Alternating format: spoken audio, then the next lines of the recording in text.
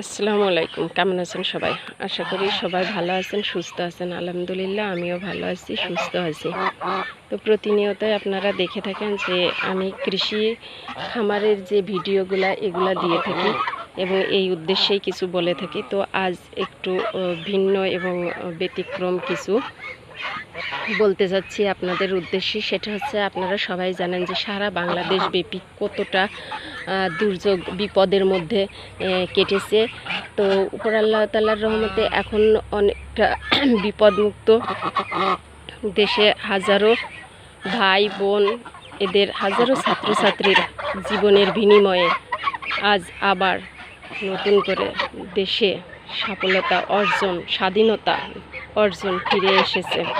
স্বাধীন দেশের মানুষ হয়েও স্বাধীনভাবে চলতে পারিনি।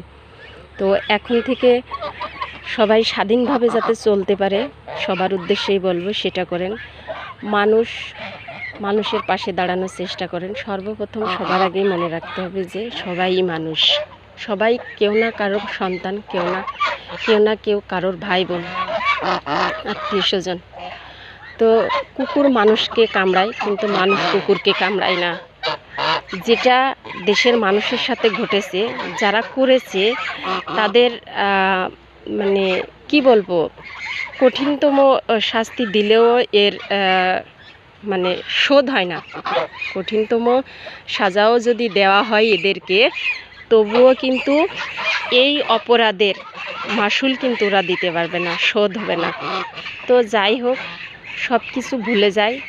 আমরাও যদি ওদের মতো হই, সবাই যদি ওদের মতো হয়, তাহলে কিন্তু তাদের আর আমাদের মধ্যে কোনো পার্থক্য থাকবে না।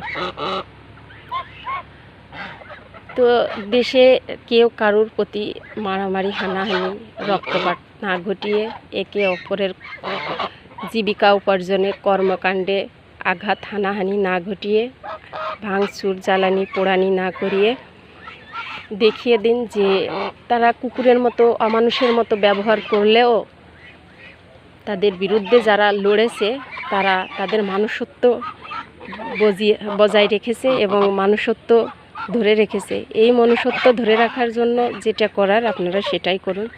যে যার নিষ্কর্মে লিপ্ত হন, কেউ কারোর প্রতি প্রতিশোধ নিয়েন না, বন্ধুত্বের হাত বাড়িয়ে দেন। সেটাই হবে মানুষের প্রতি মানুষের ভালোবাসা। চাইলে আমরাও প্রতিশোধ নিতে পারি, সেটা দেখিয়ে দেন বা বুঝিয়ে দেন, কিন্তু নিব না।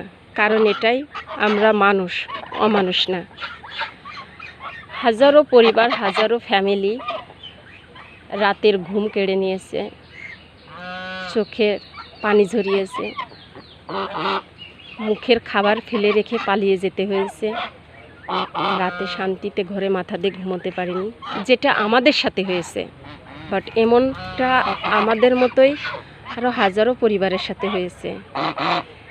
তো আমাদের ভেতরে বিনা অপরাধে সবাই সাজা শাস্তি ভোগ করেছে, জেল খেটেছে, রাতের ঘুম নষ্ট করেছে, মুখের খাবার কেড়ে নিয়েছে। শুধুমাত্র আমরা বিরোধী কোনো দল ছিলাম তাই। তো দল যেটাই হোক, দল আর বেদল তো থাকবেই, না হলে তো আর দুটো যে জয় আর পরাজয়, দল বেদল না থাকলে কিন্তু জয় পরাজয় বোঝা যেত না। তো জয় পরাজয় বোঝার জন্যই কিন্তু দল বেদল। তো যাই হোক, যে দলই করি না কেন, কেউ কারোর গায়ে হাত দেন না, কেউ কোথাও ভাঙচুর জ্বালানি করে আগুন জ্বালিয়ে পুড়িয়ে দেন না। কারণ এতে জনগণের ক্ষতি, রাষ্ট্রের ক্ষতি, দেশের মানুষের ক্ষতি। কারণ দেশের মানুষের ট্যাক্সের টাকাই কিন্তু এই রাষ্ট্রীয় সম্পদগুলো তৈরি। তো কেউ কারোর প্রতি প্রতিশোধ নয়, বন্ধুত্বের হাত বাড়িয়ে দেখিয়ে দিন যে আমরাও মানুষ, অমানুষ নয়। একে অপরের প্রতি এগিয়ে আসুন। তারা যেটা করেছে দেশের স্টুডেন্টদের সাথে, জনগণের সাথে, নিরীহ মানুষের সাথে, সেটা যেন এই বিজয়ের পর আমরা না করি, সেদিকটা সবাই লক্ষ্য রাখুন। যাই হোক, সবাই তার নিজ নিজ কর্মে নিজ নিজ কাজে নিয়োজিত হন। কেউ কারোর প্রতি শোধ নিয়েন না। জানি হয়তো আমার কথাগুলোতে যারা এতটা দিন নির্যাতিত হয়েছেন, এতটা দিন কষ্ট করেছেন, পালিয়ে বেরিয়েছেন, রক্ত ঝরিয়েছেন, তাদের হয়তো খারাপ লাগবে যে এই ধরনের জ্ঞানমূলক কথা কেন বলতেছি। কিন্তু বলার উদ্দেশ্যই এটাই যে কুকুর মানুষকে কামড় দেয়, কিন্তু মানুষ কুকুরকে কামড় দেয় না। এটাই তাদেরকে বুঝিয়ে দিন। তো অমানসিক আচরণ না করে বন্ধুত্বের হাত বাড়িয়ে দিন সবাই সবার প্রতি। তাহলে মানুষের ভালো হবে, সমাজে শান্তি বজায় থাকবে এবং রাষ্ট্রের যে রাষ্ট্রীয় সম্পদ অনেক অনেক জায়গায় ভাঙচুর জ্বালানি করেছে, এটাও রক্ষা থাকবে, সুরক্ষা থাকবে। তো আমার কথার মধ্যে ভুলভ্রান্তি বলে থাকলে সব ক্ষমার দৃষ্টিতে দেখবেন। সর্বশেষ একটা কথাই বলবো, যে যার কর্ম সে সেটা করেন। কেউ কাউকে দিয়ে দেবে না।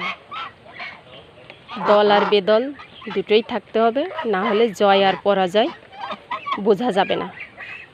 তো অমানুষকে মানুষ করেন, কাটাকাটি হানাহানি মারামারির মাধ্যমে নয়, ভালোবাসা বন্ধুত্বের মাধ্যমে। তাহলেই দেশে শান্তি শৃঙ্খলা বজায় থাকবে। সবাই ভালো থাকবেন, সুস্থ থাকবেন এবং যে যার কর্মে